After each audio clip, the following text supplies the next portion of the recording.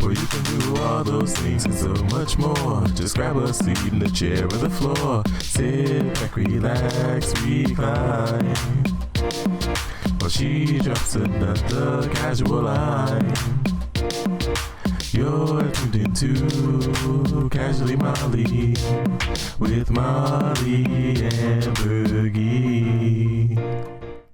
All right, everybody. Thank you for tuning in to the Casually Molly podcast. I am your host, Molly Ambergy. Just remember, you can always casually subscribe, whether on Facebook, Instagram, YouTube, you name it, any of your audio services. Oh, look, it's like there's a handle there or something that you can follow.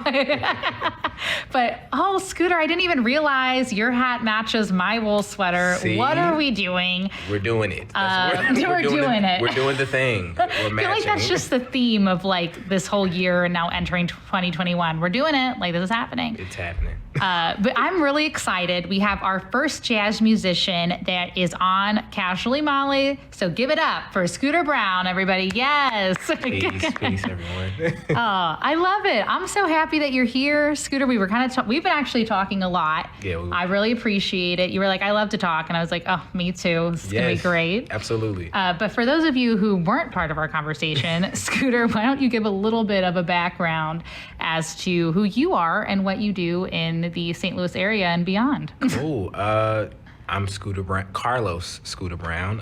Originally, my name is Carlos T. Brown Jr., named after my father. Okay. I'm named after the cool, calm, and collected Dr. Carlos Brown Sr. Yes, okay. I grew up in East St. Louis. Okay. I graduated East St. Louis Senior High School 20. You're like, sure, yeah. That's like in the event that any of my students may be watching. No, I'm joking. Aw. But I play the saxophone. I sing. I just started getting into singing. Okay. So I had to preface that. I just kind of like, I don't like to look at myself as just like a normal musician or just a musician. I like to dig into other avenues of creativity. Okay. Yeah. I work for Jazz St. Louis. I'm the education associate, and I run the Jazz Academy program. So shout out to all my middle schoolers out there, my kiddos. I love you all. Aww. Y'all are hanging in there because we'll be back outside soon. Yes.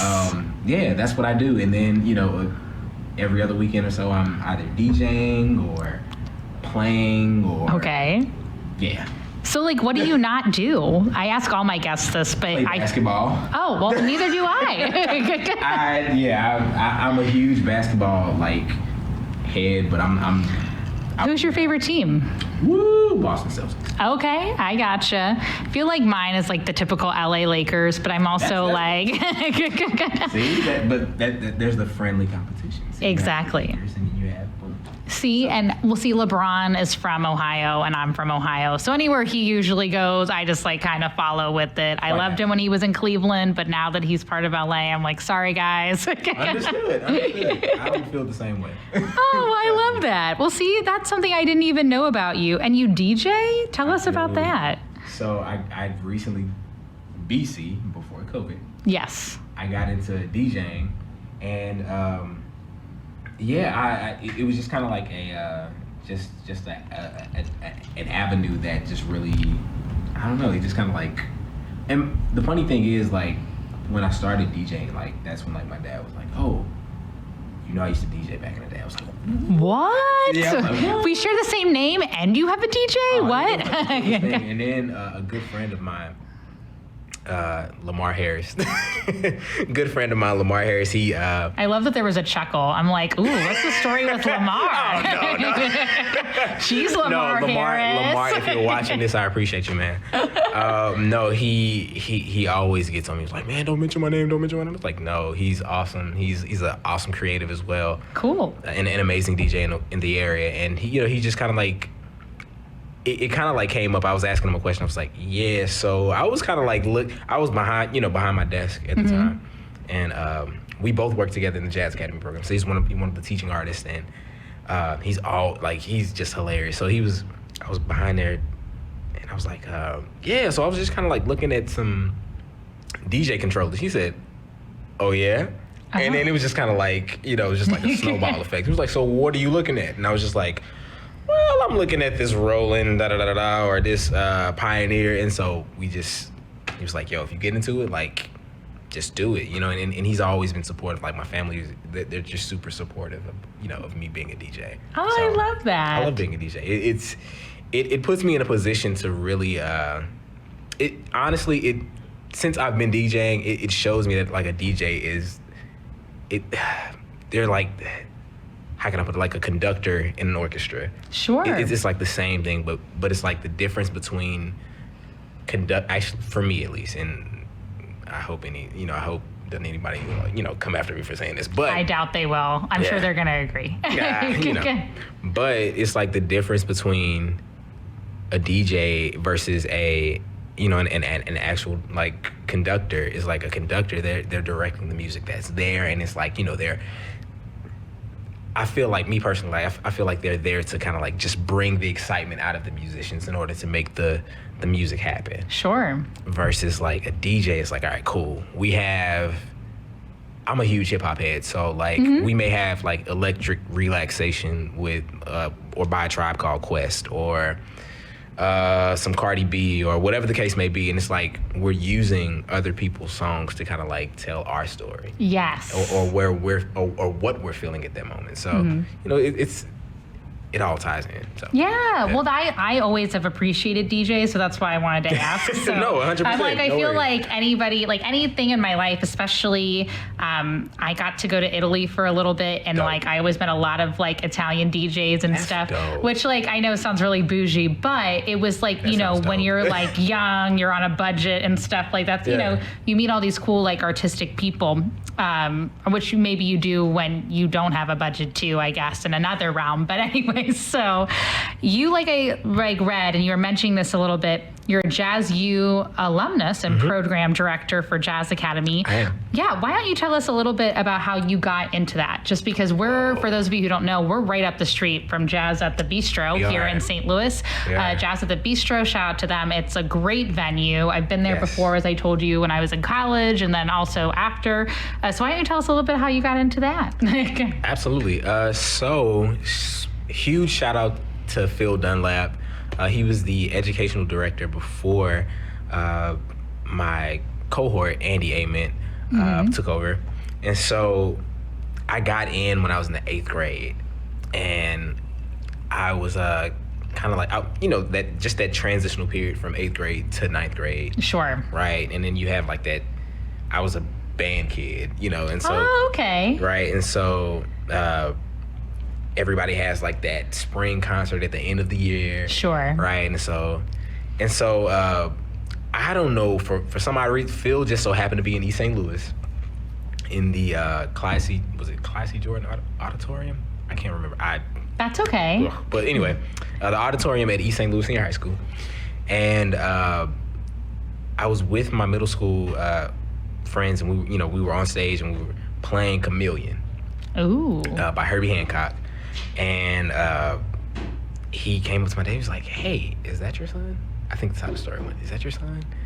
He was like, my dad was like, "Yeah." He was like, "Oh, well, I think he'll do well in this program." And so my dad, like, the ride home just consisted of like my parents talking as if I wasn't in the car. Oh, that's what they do. Like, parents do that all the time. Yeah. Right. So like, yeah, I think Scooter will do really well in the program. And then when we got home, "Do you want to do Jazz U?" I was just like, yeah. And so since then, I was able to, I've been exposed to just amazing artists that I've looked up to and that I've always heard on recordings. I mean, from Rodney Whitaker, Reggie Thomas, who is an East St. Louis native, Tim Warfield, who is like one of my mentors, and he teaches at Temple University. So if you're watching this, Tim, good to see you, sir. Yeah. Peace, love, and blessings to you.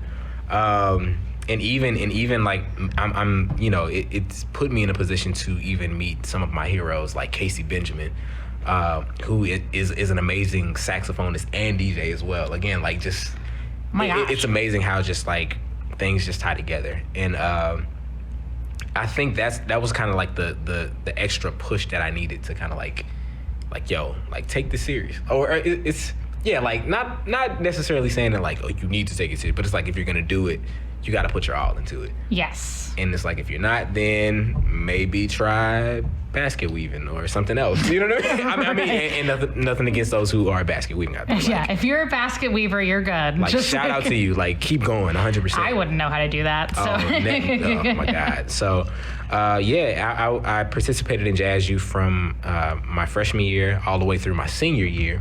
Okay. And Jazz St. Louis has always been super supportive, and it's so crazy to be on the other end or to be in the same position where Phil was, you know, when he was like, hey, like he saw something. Yes. You know, and I get the same way now when I see students. It's like, yo, I don't even think you know what you have. Like you have like a thing. You know what I mean? Yes. And it's like, and I think as educators, it's super important for us to really identify that and to share that with our students. Because if we don't, like, they'll never know, and they'll feel like, you know, like, yeah, whatever I do sucks. It's like, no, like everybody's dope. You know what I mean? Like it's you just have to like hone in on it and just own it. So. Well, I love that you're also educating people in something that you care about and you're clearly passionate about. You're making it your life. Just because I feel like a lot of times, like I was telling you, I was a theater major, and a lot of the people that I met in theater were like, you know, educators who, you know, you always think about people who are super famous and stuff, who are your heroes and whatnot. But at the same time, like, where would we be without our educators who bring us up to, you know, bring us to light, to like learn certain things. So I really appreciate you. What I like about your story is that you went through that and now you're giving that back to your students. I was about to say, like, what do your students think about your work? I mean, have you gotten some reviews? Like, I have. I saw a letter recently from one of my students. I'm not gonna throw her name out there, but that's okay. But she reached out to me by way of another student who's currently in the program. So the student who reached out to me, she's no longer in the program. Okay. But she was like, hey, you know, Mr. Carlos, you know, just before I got to jazz, you know, she was just like, I was just super antisocial, you know, and things like that. And, you know, you encouraged me to at least try. And I'm just like, oh my God. And it's funny because it's like, I never wanted to be an right-handed guy. I never wanted to be an educator. I always wanted to be just kind of like the artist. Sure. Or just a full-blown, just creative, you know, like music education was never something that I desired to just, I want to be a band director. Or, I want to teach children music. Like, no, I didn't want to do that. And it's crazy how it just kind of like found me. And I come from from a family of just kind of like just musical and creative, you know, human beings, but also like there's another side that I'm, you know, just really finding out about, you know, like I have a handful of like folks in my family who are just educators, and and I was just like, okay, God, here we go. We're just gonna go this route, you know. But I mean, since then it's been super rewarding, and it's allowing me to kind of like just really practice what I preach. Yes. It's like the most humbling thing. Like, you know, when you tell your students like, hey, look, make sure you're on time, and then you're not on time, like they will call you. Like, and I have middle school, so like they do not care about calling you out. They're like, yo, Mr. Carlos, that's whack. I'm like, well, sir, you know, like, you know. And kids are so honest. That's the thing. Or honest. Students even. I don't even know if they're kids, but they're still honest enough. Because my mom used to be a first grade teacher. Cool. So I understood when you were like, there's people that are popping out of the woodwork and they're like, oh, I was an educator and I did this. And I feel like that's something that probably, I feel the same way as you, where I didn't really wake up being like, oh, I want to educate people, but I've had the opportunity to do so. And it's such a rewarding experience. It really is. Because you're like, oh, I see the light, and like how you said, like I see the light in somebody else that somebody else saw in me. So I just think that's a really inspirational thing that you are doing, especially we are based in St. Louis and you're from here, and you're showing like you're such a good role model in that factor. Like, here, I'm from St. Louis. we're all from the same area. Like Wow. you're paying it for. Oh my God, of course. Which I like I said, I'm always impressed with people who are doing great things like that. Which brings me to, I read something about correct me, is ingenuity. Mm-hmm. Why don't you tell us a little bit about that? Because there was a quote that you had about having it be life music. Why don't you elaborate a little bit about the background on that for us? Cool, of course. So, so when I was in college, I went to school. I went to Northern Illinois University. Shout out to the Huskies. Yeah. I had the experience of just kind of like being, there was like a small music scene in DeKalb, Illinois. And for some odd reason, DeKalb was always, it just seemed to be colder than Chicago, in which it just blew my mind. I'm just like, how in the hell is it cold? But anyway, I also had the experience of being a band leader. Okay. And, just getting my feet wet. And so, like, having the responsibility of, being the person who's making the calls and being the person who's calling the rehearsals, also being the person to, before everybody leaves, divvying up the earnings for the evening. Sure. You know what I mean? And for me, like, being a band leader, it never meant, and to this day, it still never meant, just being, like, your name, just, like, right. You know what I mean? But it's more so like, how can we get together and just like make this thing happen? Like, how can we just have a straight party where everybody's just relaxed, we're kicking it. Anyway, my first band, it was called Soul Injection. Okay. And it was so crazy. Like, I was like getting into making posters and stuff like that. And then I came home and Ingenuity came about. It just came about, just me and some good friends from college just like making some music. See, I love that. You know, and we already kind of like had just like a not to sound so overrated when I say this, but we had a vibe already. You know, you just have a connection. Yeah. Mm-hmm. Huge shout out to Sam Dando.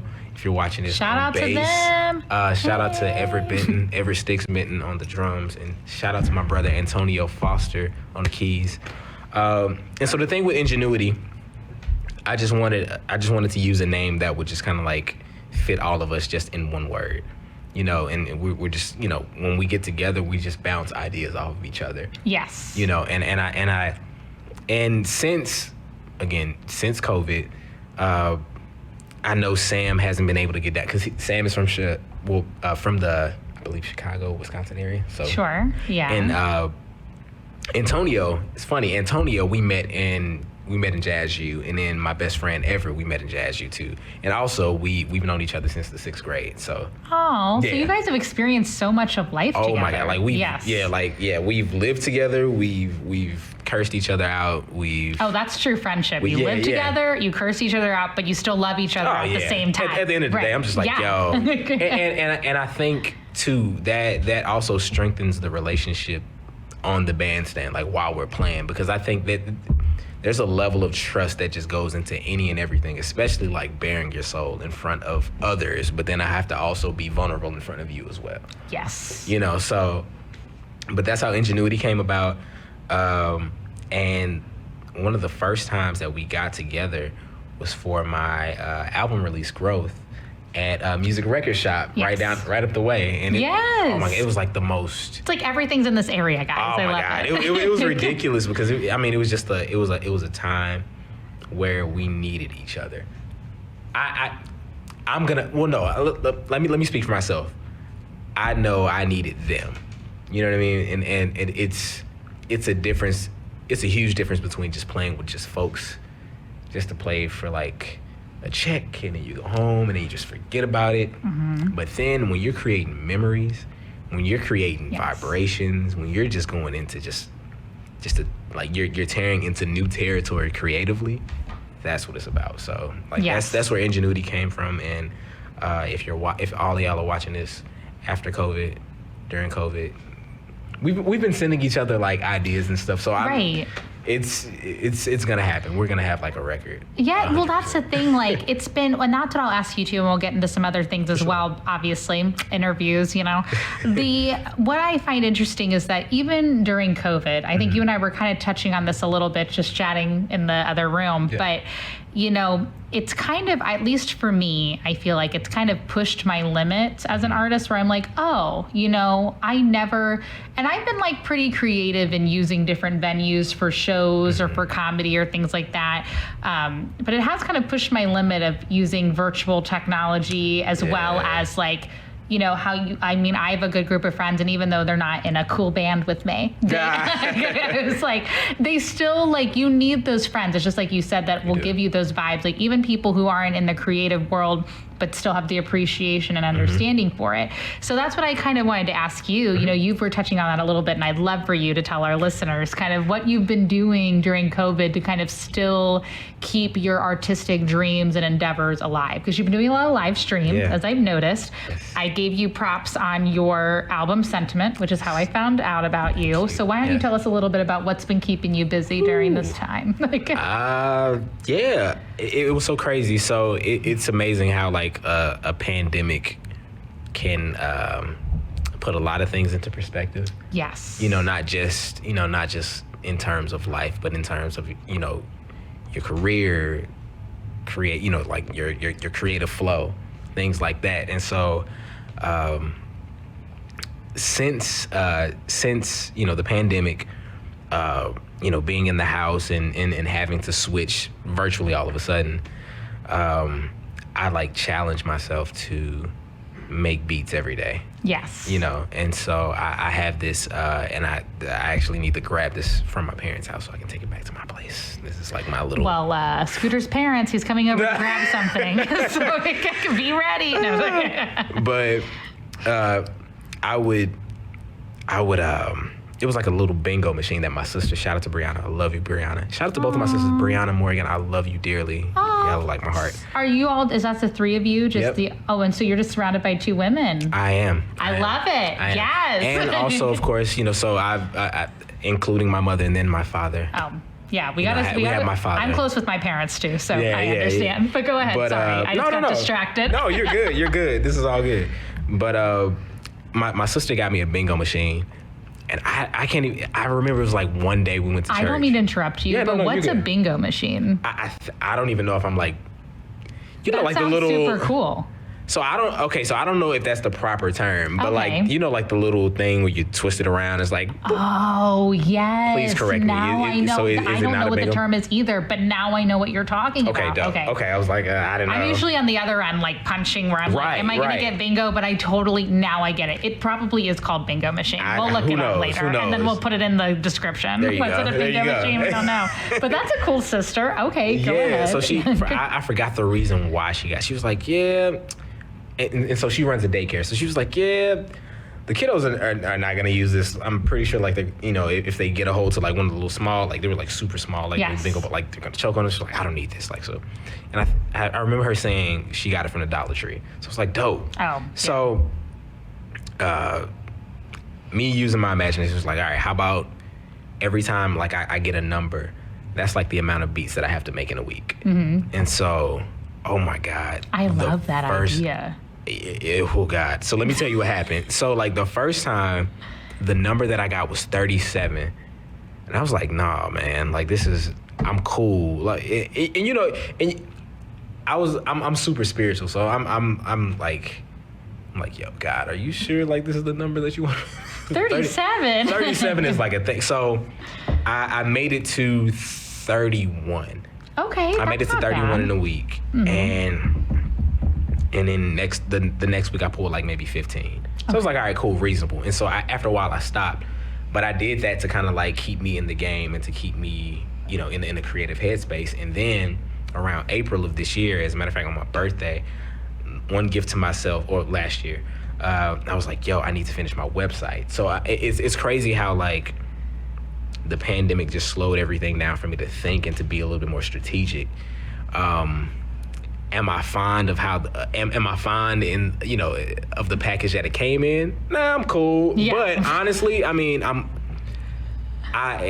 to go too deep into it, but I'm glad it happened because it showed me where I needed to step up as a creative. Yeah. And it showed me where I needed to be honest with myself. Mm-hmm. It's like, yo, if you're gonna do these 37 beats, dude, like, okay, maybe going to bed at 1 or maybe going to bed at 2 doesn't hurt as much as like, just not doing it at all, and then you're looking at yourself like you're goofy in the mirror, like, because again, like at the end of the day, you have to deal with you. Yeah. Like, so the only the person that I'm looking at right now is like, I have to answer to you, and as well as like my higher power. You know what I mean? So it's like, with that, I finished my website. I started DJing like 3 times a week. There we go. So I DJ on Sundays at 6 p.m. Tuesdays at 6 p.m. Okay. And then I do this thing called the Saturday morning cleanup. Oh. And so the Saturday morning cleanup came from just like the old school experience of getting up and like, every Saturday morning eating your Saturday cartoons and then cleaning up, like, and then listening to some music while you're cleaning up. And so like we did that all the time at home. My dad has like a huge record and CD collection. So like that's how I found out how to cuss like Richard Pryor. That's how I found out how to be cool like Miles Davis, or attempt to be cool like Miles Davis. Don't we all attempt to be as cool as Miles Davis? Come on. Just that cat. Yes.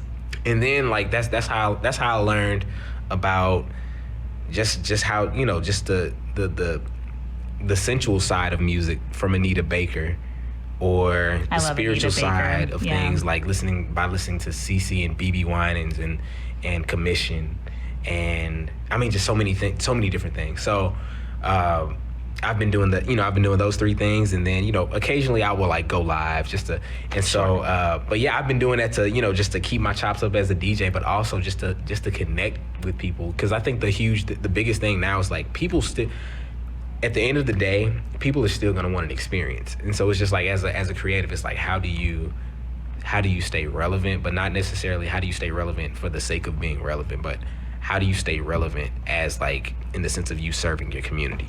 Yes. You know what I mean? Like having a purpose. You know what I mean? Yes. So we are like, and we talked about this earlier, but we are like the same person. Like I'm always No, like, for real. how Like, is my purpose gonna affect other people and then also affect me? So I don't know. Scooter and I are gonna be best friends after this. I'm sorry. Mm-hmm. Anyway, but not sorry. But speaking of your purpose, this is a great segue. So obviously I found you as a jazz musician. Again, you're the first jazz musician on this podcast. I'm so excited. This is going to be a really simple question and probably conversation, but I ask comedians, entertainers, why, when they come to their career, I'm like, why jazz? Like, why did you feel like jazz was your purpose and you felt like this would be the best genre for you? You know what? What's funny?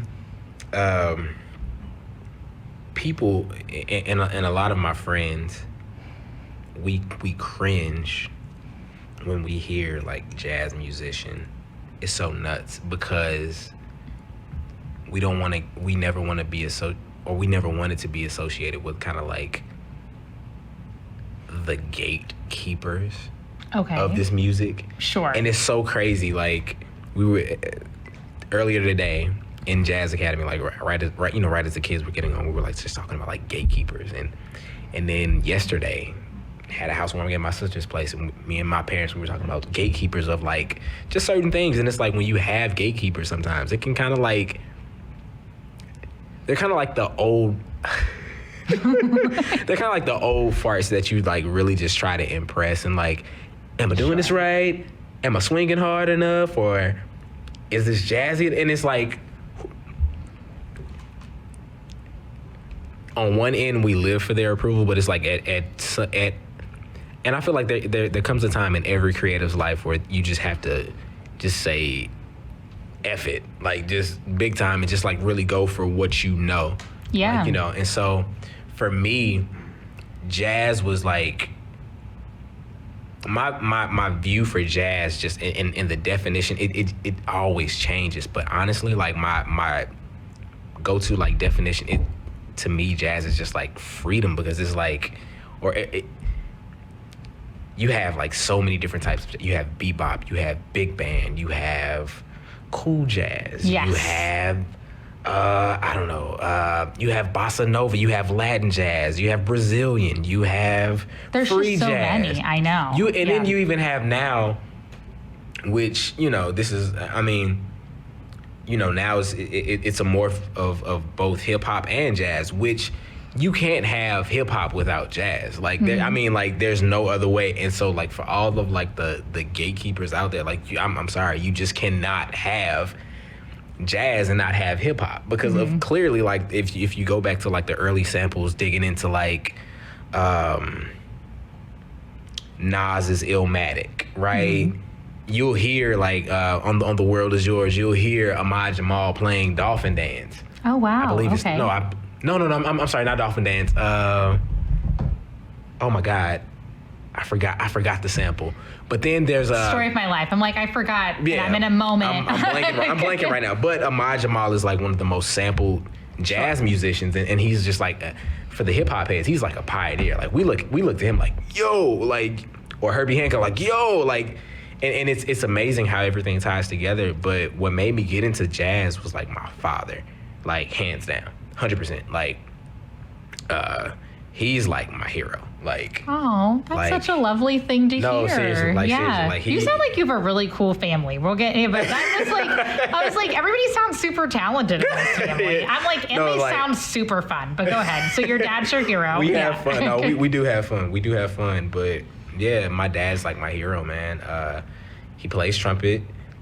He's Oh, well, we have to get him on here. What are we doing? absolutely. Yo, that would be so cool to have my pops like. All right, that's what we'll do. We'll have you on, then your pops is coming on, and then you both are just coming on together. Right, Okay. just, hey, your let's dad's like, talk. I did not sign up to sit up Right, with he's this like, girl. nah, dude. No, but I'm sorry. Go no, ahead. you're good. You're Yeah. good. This is cool. But he played trumpet, and he graduated from Lincoln Senior High School. Okay. Over in East St. Louis back in '80. I'm not gonna put your business out there. See. Oh, But you're so nice. I'm just like, here's how old my parents are. God. That's good. And just saying, I mean, even when he wasn't playing trumpet, like he would always show his love for the music. Like I remember he had a red Ford Ranger, and it was a stick shift. Oh. And we would. This is sweet. Okay. Oh my God. Again, another great point. Anyway, go ahead. And fun fact, I actually had a Ford Ranger, but it wasn't a stick shift. But I'm sorry, I haven't owned a stick shift. So really, yeah, I can't drive a stick shift. I'm Same. like, Sorry, no. someday we'll learn. It's okay. Yeah, right? We've got some time. Right. But he would play Najee, he would play Gerald Albright, he would play Miles Davis, he would even play like, and my father's a pastor as well. This family does everything. Okay, go ahead. My father's a pastor as well, so I would hear like messages like from James Campbell, the late great James Campbell. He died recently this year, man. Or Bishop Noel Jones, and just hearing, and it's amazing how everything's hot. So my dad is like one of my biggest inspirations. So he's like one of the main reasons why I got into music. And I wanted to play trumpet like my father, but no, I'm sorry. My first instrument was drums, and then my mother threw it away. You're making too much noise. I came home one day and it was gone. That's mom's. Yeah. Yeah. Just so you know. And then I wanted to do drums. I wanted to be a drummer so bad because drumline was so popular, and it was like like everybody wanted to do that, right? So I was like, yeah, drums. And then my dad, the drum line was just like, it was super full. Everybody was like back there. It was like, yeah, I want to play drums too. I want to play snares. So I was like, ah. And so my mother and my father were like, yo, why don't you just play the curvy thing? I'm like, I don't want to play the curvy thing. And so it's something about like just parents like really just kind of like, I don't know. It's I don't know if it's like them nurturing you or just like really seeing, again, kind of like how we are as educators, like seeing what's in the student and just like, yo, what can I do to bring it out of them and not run them away from it? Because like up until that point, I've tried basketball, track. None of that worked. Yeah. None of that worked. But music, it was just like, all right, something fits. So let's not run them away from it, but let's spoon feed it to him. So Yes. that's why jazz. But see, I love that. I think that's a great, and I feel like there's always many like tidbits from your upbringing sometimes that bring, because that's what I thought about theater. Like nobody in my family is a theater major, or even in theater, nobody does comedy. Like everybody did sports. Yeah. Or they're a pharmacist. Like it's like the That's weirdest. dope, yeah. And then it's like me, and people are always like, where did you come from? And I'm like, well, I was the youngest. And I got to see, I come from a blended family. I was the only child between my mom and my dad. And so I saw a lot that probably like most people wouldn't see. Yeah. So I write about that a lot in my shows and my comedy. And it's like kind of interesting when you see people, not that I'm saying that I'm some great role model, but it is funny where I'll have somebody be like, oh my God, I'm like the one kid between my parents too. And I have older siblings as well. And like, it was always kind of like chaotic. And it's just interesting. When I was even directing theater more often, it was interesting to kind of have that experience of like, how do I bring this out of the people I'm directing? Because, and I did the same thing. Like, I'm definitely not a fan of running. You did better than me. I was like, yo, I don't know. I'm willing to bet. Like, we have to compare notes on that one because I ran distance, and my event every single time was the 1600 meters. Oh my God. And I was like this. I was always like maybe the second to third. No, second or third to last. Like, it was consistent. I was like, nah, dude. We had to do the mile. We had to do like the mile in gym. It was like a thing where you had to run 4 laps, and I was always the last one. Like me and like a couple of other girls that were. It was horrible. So I'm so glad that like I found comedy, you found music. We're killing it. Yeah. We're creating. We're not running. Great. But this is something that I actually didn't have in my notes, but I am interested in hearing your explanation of this. You know, I've seen jazz in a lot of different places, and I think a lot of times I talk to people and they're like, oh, so you went to like a blues show or something. I'm like, I went to a jazz show, and I think sometimes people don't understand like the difference of it, or sometimes they blend, and I could be totally wrong, but is there a difference in between jazz and blues, or are they kind of more similar? Is that why people get them a little bit more confused? Or I'll let you take your take on it, because I've heard multiple, like some people are like it's the same thing, and then some people are like it's definitely not the same thing. So I'll let you're the actual expert, so I'll let you I wouldn't say that. I wouldn't listen. Like I wouldn't say that at all. Like I was just sharing with one of my friends. I was like, yo, I never want to be in a position to know it all. Because it's like, what is there to look forward to? Yeah. You know what I mean? Oh, like it's so just like humble and great. No, you know what I mean? Like, because it's like, all right, like if I know that 2 + 2 is 4, or 2 times 1,015,168, I don't know. I'm just rambling. If I know that that's whatever, it's like, all right, where's the adventure then? You know, like where's the fear of the unknown that like drives you as a creative? Yes. You know I what talk I about mean? the fear of unknown all the time. It's the story of my life. But You know, like it's so real. So, but I'm sorry.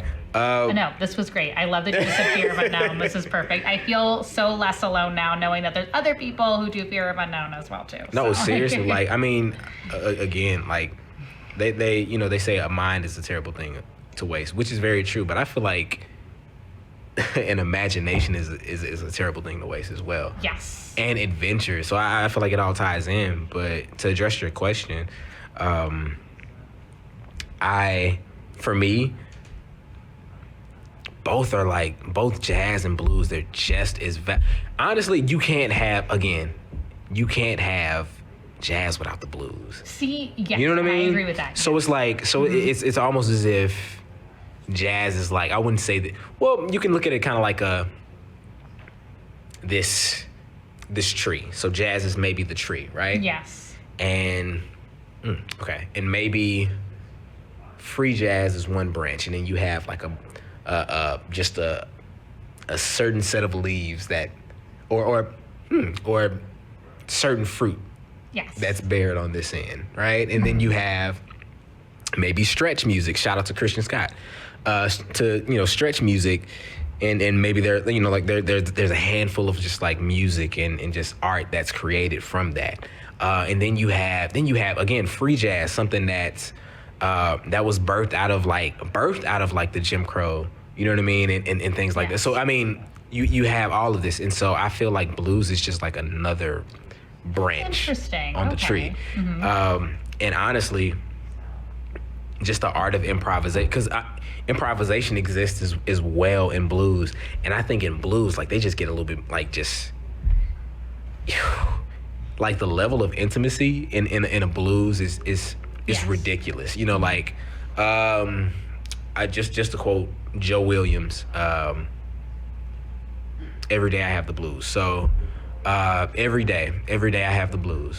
And he repeats it again. Every day I have the blues. And what did he say after that? Well, it's no, you hear me talk. No. Well, you see me talking, baby. It's you I hate to lose. Then he goes on another chorus. Nobody loves me. Nobody seems to care. Yes. I don't think you heard me. Nobody loves me. Nobody seems to care. And then, you know, and I think it's, you talk about hard luck or bad luck and troubles. Well, you know, I've had my share. Mm-hmm. And then he goes, nobody loves me. Nobody see, like, so it's a story, and it's coming out of a place of honesty, vulnerability, pain, heartbreak.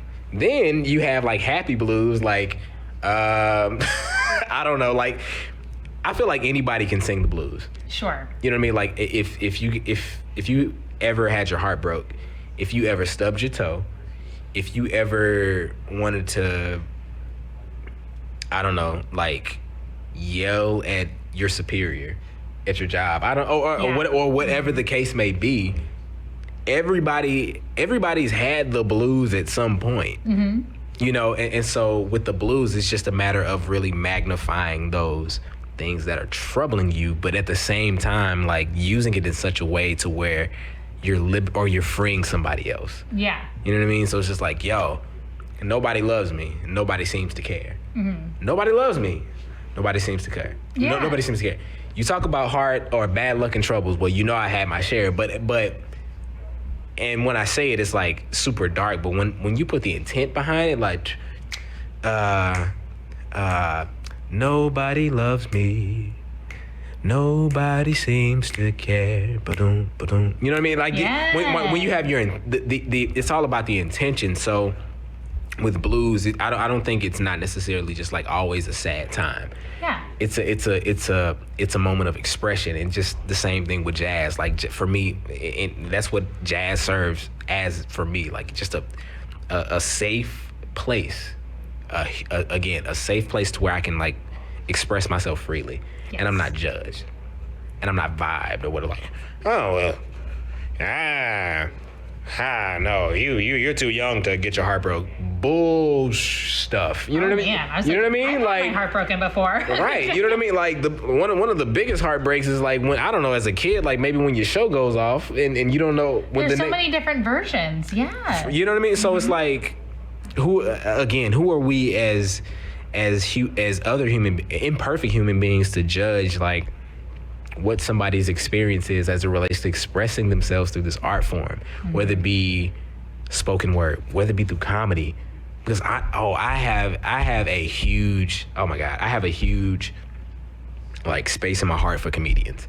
Oh. Because honestly, like, again, like you talk about just how I grew up on Richard Pryor, Red Fox. Oh, of course. You know what I mean? And like they just said it. You know what I mean? And it's like comedy now is kind of like already it's a sensitive thing, because it's like, well, I don't want to say anything to offend anybody, but it's like at the same time it's like, well, yo, you pay for the show, and it's like, I'm not necessarily trying to offend you, but this is like my truth. Yep. Thank you. You know what I mean? Anybody else needed this? You know what I mean? Like 100. Said it. 100%. So it's oh my God. So I can definitely identify with trying to express yourself, but at the same time trying to play it safe. But then at the same time, you're not trying to please the masses. It's such a weird tightrope. We have a whole episode about this too, so I'm gonna shout out to JB Buchanan. We talked about casually, having censorship. So it's so funny. Oh what I like that you're shining light on too is that this happens in a lot of creative endeavors, as well as like how to express yourself. So that's why I wanted to ask you about that, just because I was like, well, I thought I saw a jazz show.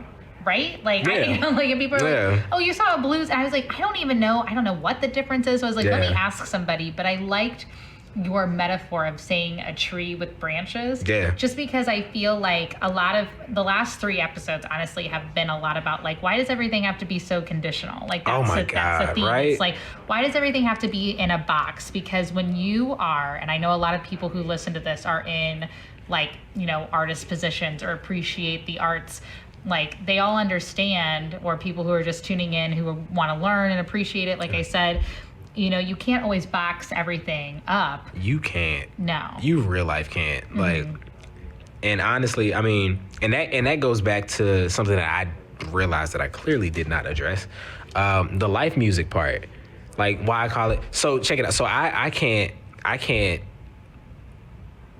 I'm not responsible for starting the life music. Like the first time I heard life music, it was actually one of my favorite MCs, Kendrick Lamar. I love Kendrick Lamar. Like, yeah. I mean, like just like the amount of art that he's produced thus far, and he's not even 40 yet. You know what I mean?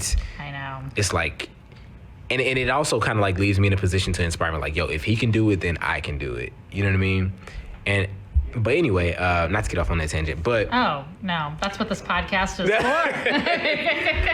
But a tangent. You're right, yo, for real. But I mean, like music that I like to play, I play it because I identify with that, or it's something about that song that I can, you know, like for example, like one song that I played at Gaslight last week or week before last was Whoa by Snow Allegra. Okay. You know, what's the lyrics? I'm gonna tell you this right now. And then it like basically like she's expressing like how she wants to be around this person. Like, one line says, "Can I lay with you outside?" Like, that's so like, yes, like I love nature. Secondly, like anybody that I can chill with, or like, you know, just like be able, like if we can share the same thing, like, oh, like we can share the same admiration for maybe wine. Or I love Sauvignon Blanc. I love wine. Yeah, I love Cabernet. So I love wine. Yeah. Yes. Or whiskey. Here we go. Cheers. Cheers. You know what I mean? But anytime that you can just share anything with somebody, it's like, yo, cherish that. So that's what makes me like include that to my set. Or how I'll maybe include a ballad by Thelonious Monk, Round Midnight, right? Which is really about two lovers like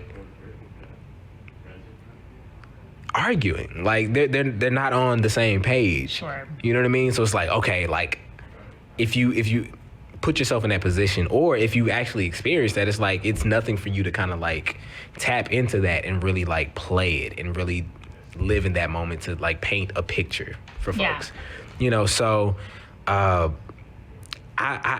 like life music because I don't know, like, and even going to my original stuff, like everything that I've released, I feel like it was like a life related situation, or like a story that or a lesson that I've learned by way of somebody else. Yes. Yeah. You know what I mean? I was talking to my dad about this earlier. I was like, it's funny how like God places like certain folks in our lives, right? And we're the things that they even go through, it's like we should kind of pay attention to that. Yes. Because it's like maybe that's a lesson that you may have to learn in the near future and you're not even aware of it. It's so and I found that to be true so many times. I'm like, yo, okay, maybe I should save money. Well, no, it's like, well, yo, like this person is going through like an eviction. Okay. Like, okay, this is not cool. And yikes, you lost your job too. Okay. Oh, well, you're spending your money on X, Y, and Z. It's like, well, that could, maybe I should like save. Maybe I should, you know, take up some financial literacy courses or whatever the case may be, so I can kind of like not do that. You know what I mean? So I really think that's honestly what inspires me. Not to sound so vague, but life inspire. Like just to get up and breathe and to move these 10 fingers and these 10 toes and my legs and stuff and blink my eyes, that's an inspiration. Yes. You know, yeah. Yeah, no, I don't know if that answered your that question answers or not. my question. It's so funny you bring that up. Not funny, I should say. It's so funny that you brought this up. But no, I actually had a manager.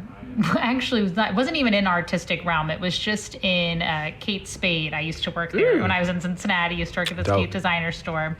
And there was this really amazing manager that I had, and her name was Paige. And she was so cute. She was like, I don't know, I think, when you're just going through things in life, because that's what I told you, I was 25, 26, which where you are now. So I was like, don't worry, you're still reflecting 5 years later at 30. Oh my God. But what I was telling her, I was like, I was producing a show and I was back at home living with my parents and I wasn't really sure what my next step was going to be. And I was like, Paige, sometimes I get so overwhelmed. Like, I feel like I'm not doing enough and I'm not doing. And she said this to me, like, in the middle of the store, like, which is like the place, normally I'm like reading books and like doing all this other stuff and trying to self-reflect, when in reality, she was just like, sometimes you just have to remember, like, you woke up. Yo. And that's okay. And that's just shout out to Paige. Seriously. It was shout out to you, just, Paige. yeah, it was just the most beautiful thing. And like sometimes, even though that was like 4 or 5 years ago, it still sticks with me. I'm like, oh, okay. Yeah. But yeah, speaking of life experiences, I will talk about some of your achievements too. You just did the open air concert series with the Arts and Education Council, which again, like everything else we've mentioned in this podcast, is just right up the street from where we are at the Grand South. Right up the street. I'm so sorry I missed it. I had my own show, but why don't you tell us a little bit about, everybody's doing open air concerts in the pandemic, so why don't you tell us a little bit about yours and how that went? Yeah, so this is actually like my second open air concert. The first one I did was last year on the 4th of July. And that was when like everybody was just kind of like, okay, do we still want to get out? Do we still want to kick it? Do we still want to hang? And again, super shout out to my parents for being like mad supportive. Like they were just like, yo, go for it. Like as long as you're safe and as long as you're comfortable with the conditions, we're cool. And also, shout out to the Kransberg Arts Foundation for being just staying above like the curve. You know what I mean, and just not being afraid to try. But going back to a couple weeks ago, it was like super. It was super dope. I was very excited. I was nervous because I've been taking up vocal lessons. Okay, just another thing to add to the Scooter resume. Go, Lord, look. And then, but it's, and shout out to my vocal coach, Paige Alyssa. Shout out to Paige Alyssa.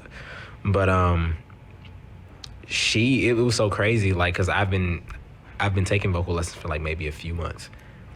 And I've always like, in my prayers, I was like, all right, I'm gonna get me a vocal coach. And it's so crazy how, like, when you don't, like, it's so crazy how, like, whether if whether if you call him God or whoever, like, it's so amazing how the ultimate higher power will, like, hold you accountable. And just like, yo, you remember when you said you wanted a vocal coach, right? Boom. And so it happened. So she called me and she was like, yo, she's seen one of my, streams that we did. One of those things that you do. It was one of my season of stream shows that I did with Jazz St. Louis. Shout out to Jazz St. Louis. I always got to shout out the home team. But she was like, yo, I love your voice. By the time, like, you take a few, you're going to be singing so-and-so, and I'm just like, no, I just want to play saxophone. I was just joking. I really didn't, but no, like, it was interesting for me because at this past open air show, I was able to display some things that I've kind of been working on this whole time while we've been in the pandemic. So I've been working on making more beats. Yes. I've been working on sampling. I'm a huge Jay Dilla head. I got hip to Jay Dilla back when I was in the 6th grade, and Mad Lib, just kind of like and appreciating the art of being a crate digger. Like going to Vintage Vinyl, going to Music Record Shop. Shout out to Music Record Shop. You know, going to whether it be a Slackers or a mom and pop gaming shop. You know, you and it's so crazy. Like you never know where you'll find like just a really killing record. Like I found like Earth, Wind and Fire's All in All in a Salvation Army for like maybe 79 cents, and it's still in pristine condition. You know what I mean? So it's being able to, you know, just to have a platform to where I can express myself. And again, going back to that safe space, Yes. to where I don't have to worry about being judged. I don't have to worry about,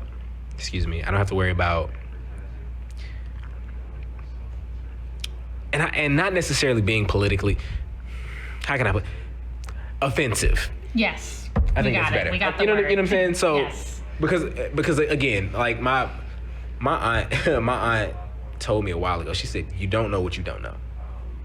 I was like, yo,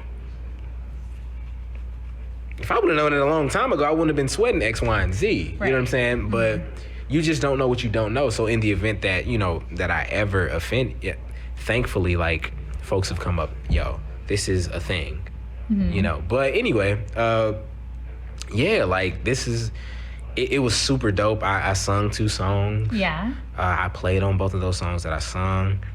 I played some music that I really enjoyed listening to, but also by me playing those tunes or those songs that I really enjoyed, like it just put me in a position to see what I can do.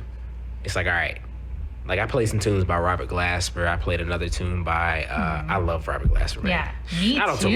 Yo, if Robert Glasper is watching this, like, yo, I just want one gig, man. Just one gig. Just one. Just That's let me all sit I'm in. asking. Just when Casey's not there and you need a saxophonist and a DJ, I'm here. You know what I mean? Listen, this guy's here. He's got a fun family. He's got all these fun talents. What are we And I got doing? family down in Texas. Oh, and he's. I got family down. We just don't even have enough time to put all these talents in. Right, no, I'm joking. But seriously though. But yeah, it's putting me in a position to see like what I can do.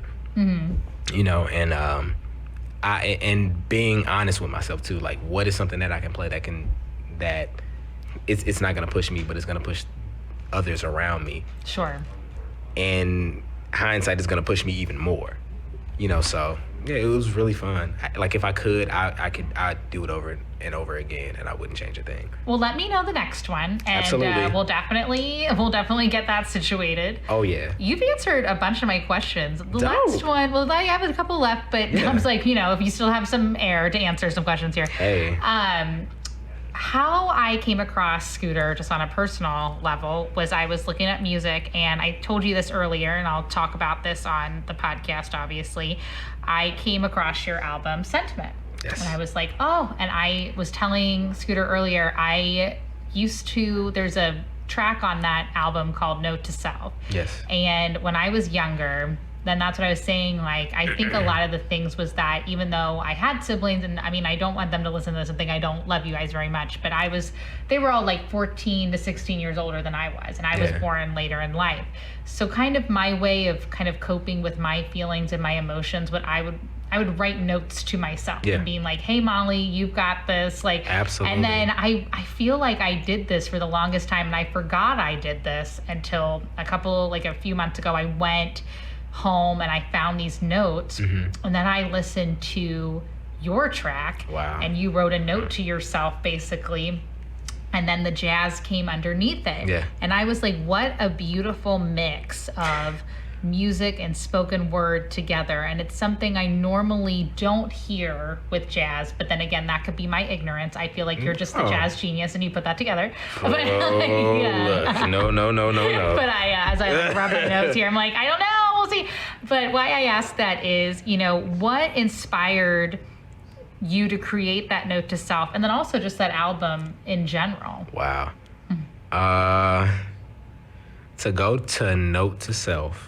First, thank you. I will be transparent. And I was just saying to Molly in the parking lot, I was like, yo, the fact that anybody takes like 30 seconds to listen to what I have And I was like, I listened to the whole thing. It's like, yo, like, thank you for like the one hit on Spotify or Apple Music. Like, it's, you know, and but yeah, like what really inspired me for Note to Self, this was like, Sentiment in general was like my COVID baby, my COVID project. Yeah. So it was like, all right, cool, you know, so, and with COVID happening and a lot of other things happening, like in the mix, like George Floyd. Yeah. You know what I mean? Like Breonna Taylor. Oh, yeah.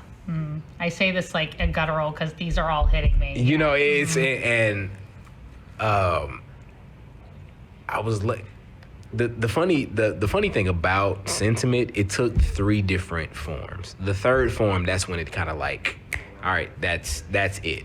But the first one, the first title was like Better Energy. And I was just like, okay, I'm just like being like too deep. Yeah. And then the second one was just like, the second title was like The Seclusion Suite. So like that's when like everything shut down. We couldn't go anywhere. We couldn't kick it. We couldn't go out. Right. You know, I remember. Yeah. Like everything just kind of like just stops. So it's just like, all right, you think seclusion, you think, all right, I'm just by myself and this is the stuff that I'm making by myself. And it was just like, I listened to it then and it sounded empty. It sounded like I was by myself. And then I went on, it's something about that, like that third dip in the water, in the creative waters, right? I'm just like, all right, cool. Come back out, and I was like, maybe I just need to keep it simple. And so, for me, in order to keep it simple, I can only give my point of view. I can only give my sentiment, my what I'm seeing. Yes. Right. So Sentiment was my response to George Floyd. It was my response to Breonna Taylor. There's a song that I have on the album called While Black. It's not necessarily a song of just like, oh, it's super chill. You know what I mean? It's not necessarily like highlighting the things that come with being black, but it highlights the strides that we make as black. You know, as black, like it's just people in general. You know, it just is dope people. You know what I mean? And so I was channeling that. The first song on the record was "Lift Every Voice and Sing" by James Weldon Johnson. Yes. And super huge shout out to my mentor David Seymour, Dr. These David are all Seymour. really good people, by the way. That Oh my God, I yo. was like, David. Okay. Yo, yeah, like we're that's working with the greats here. yes, see, yo, but he was the guy who made me learn like the verses to Lift Every Voice and Sing, like, you know, and I was just like, okay. And at the moment, you know, as a sophomore in college, I'm like, why in the hell are you making me learn this stuff? Like, I'm not, you know, but it was coming from a place of pride, and not necessarily pride as in mine is dope and yours isn't, because that's not how we work. But it was more so like, yo, just like, you know, just like how you mentioned, like, you're Italian. Like, I know that there are certain things that I know that you appreciate about your culture. Oh, 100%. You know what I'm saying? Like, and so it's just like, for me to not acknowledge that would just be like, okay, well, yo, what's up? So this was like, Sentiment was my point of view. That's all I had. And I put everything that I was super nervous about it too. Oh, really? Oh, of course. I mean, because this project I mix and master myself. Oh, really? So everything was in-house. You would never know. Yeah, like, oh, thank you. Oh Thank my God. you. I thought it was done I really did think it was done in a studio. I'm not just saying that because he's sitting right here. I was just like, oh, this is lovely. Everything was done, and I call it Briar Patch Studios. Like, oh. But that was like, we all have our own Briar Patch Studios. Yeah, you know what I'm saying? Like that was like the creative life, Briar Patch Studios for life. No matter, you know what I mean? Like, yo, so. But that's wonderful. Yeah, and then thank you. And then Note to Self was, I was sharing with you earlier that Note to Self wasn't even supposed to be on the record. because I felt like, again, like by me, by trying to create a record and create an experience for the people, listening to this, I would listen to it in my room, blasting it. I would listen to it when nobody was home. Right. Like, yes, cool. Blast through the roof, like, yeah. And like the dog's looking at me like, dude, what are you doing? Like, I'm sleepy. Like, yeah. Blasting it in your car or after a gig or before a gig. And it was missing something for me. And I had to kind of like go back to something that kind of like a form of self-care for myself. So I journal. I'm a big... Same here. I love to journal. Yes. I love to journal. And one of the main reasons why I want to journal or why I like to journal is because eventually I would like for my grandkids to know what their grandfather was thinking about. Aww. And not to sound so like but I mean... no, it's a beautiful thing. Thank you. Mm-hmm. And I'm a huge history head. Me too. Like, seriously. What are we doing? I don't know.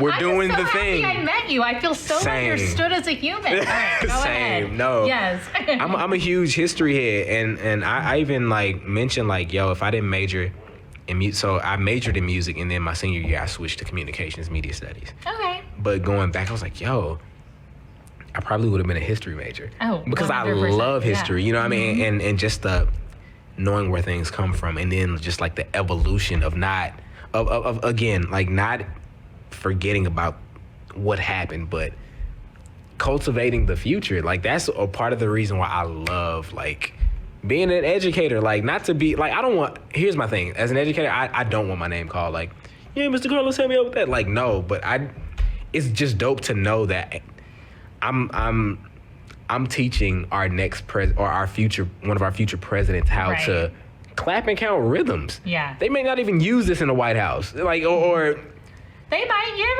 never know. You never know. You know what I'm saying?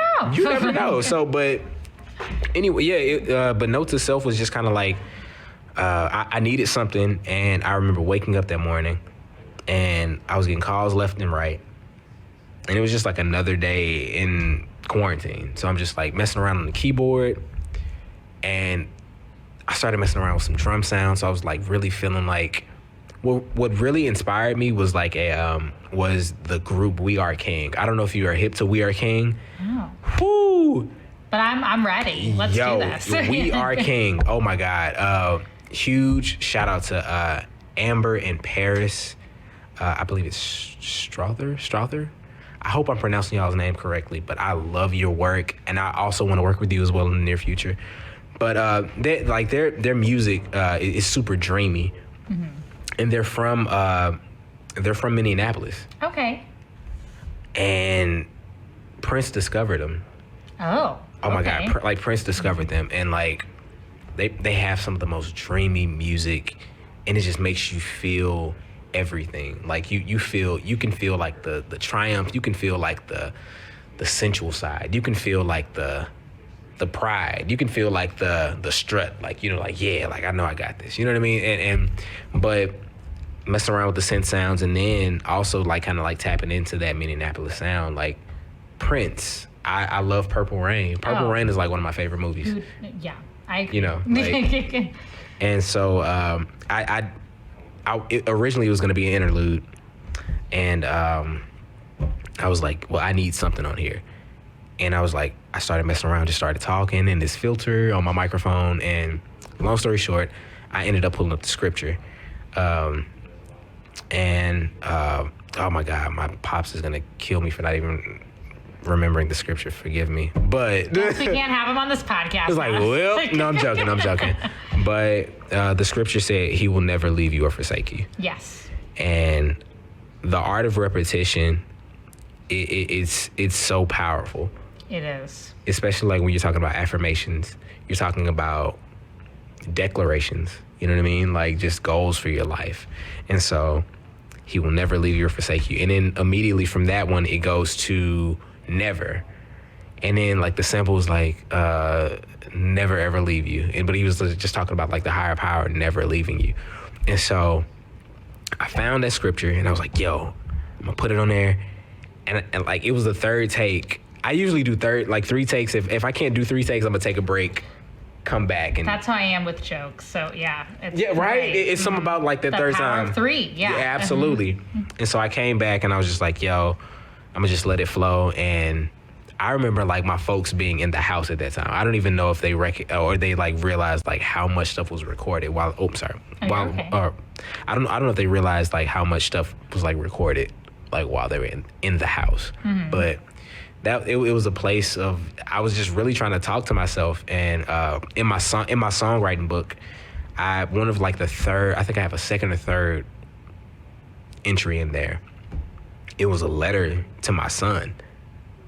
I was like, yo, your pops is kind of cool. I don't know. I don't know. But, but I was just trying to like put myself in different positions. And I love creative writing. Yeah. And that's something that I really owe to my father as well. Like he would like read to us. My father read to us. That's how I got hip to like just old like Negro folktales like Stagger Lee. Sure. Like I was just like ridiculous. Like, so putting yourself and using your imagination to tell a story.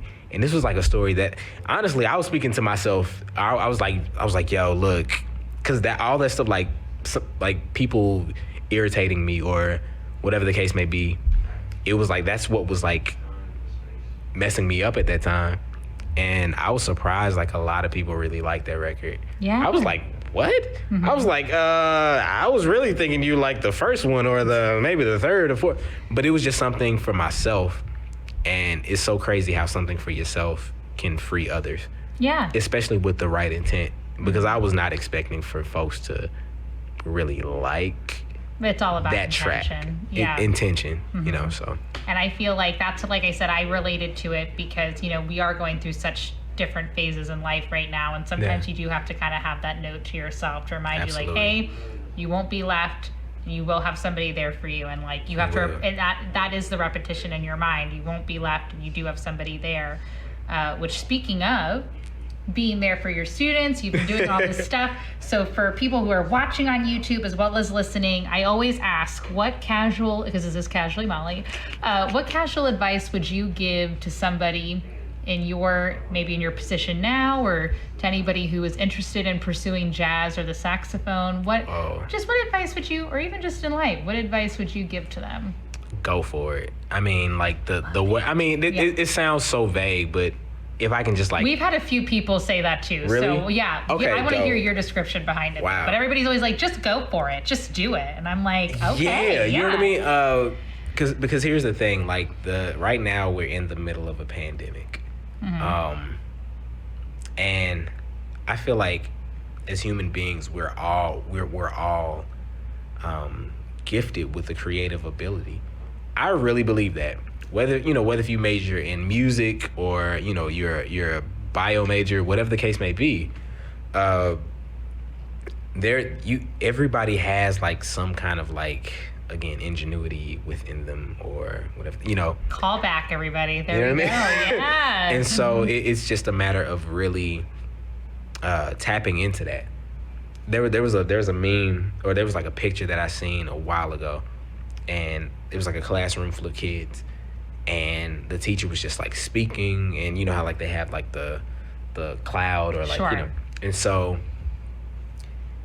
as the teacher was speaking, like you had like a couple of kids who had like still had the poofy cloud, but then you had, as she was speaking, like what was coming out of her mouth was like some scissors, and it was like cutting the kids' creativity. And it was just like, yo, like always use, like if I can give, just some advice or just any advice, always use your imagination, because honestly, your imagination is what makes you who you are. That's what if you ever want to know what makes you the original human being that you are, it's your thoughts that you think. Yes. It's and if you even like pay attention, like our fingerprints are not even the same. You know what I mean? Like, so and again, for the creator, and here, check this out. So we call him the creator, right?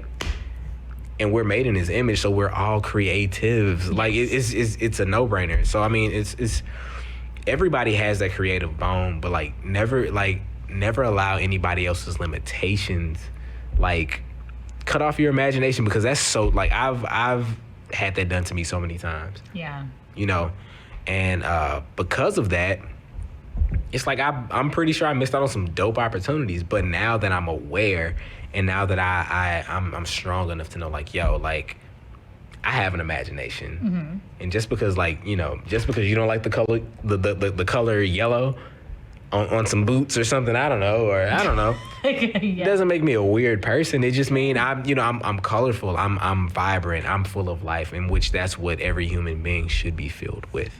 Yes. You know, so never, oh my God, and I mean, no matter how far-fetched, never let anybody diminish your creativity and your imagination, because honestly, creatives create. Mm-hmm. And when all of this is over, that's who, and it's so crazy, we were talking about this too, like how now we're back in the driver's seat. Mm-hmm. You know what I mean? So it's like, don't be afraid of that. Like, hone in on that. Like, that's what makes you Molly. Seriously, that's what makes me Scooter. That's what makes everybody else. So yeah, that's the advice I have. Oh, that was beautiful. Thank you. I love that. Okay, great. No, I love how you just like tied that all together. That's the exact way to end it. Before we go, Scooter's actually going to play with us some live music, but so that way, before we get into that, where can we find you for all your upcoming projects and streamings and all that fun stuff that we promote at the end of every episode? Yeah. You can find me for my DJ streaming. I stream once again Sundays at 6 p.m., Tuesdays at 6 p.m., and then Saturdays for the Saturday morning cleanup at 9 a.m. Mm-hmm. You can find me at Scooter Brown, SCOOTER, BrownCreates.com. And then for my social media handles, I believe my Instagram is already up at some point, but I'll share it too. But cool. It's Scooter_Brown. Yep. Yeah, don't worry. Yep. You'll find it if you follow the Casually Molly podcast on Instagram. You'll see his handle as well. But yeah, I always say, what are you going to casually do now? But we're going to hear some live music from Scooter. So just stay tuned, everybody. We're going to take a quick break. We'll be right back.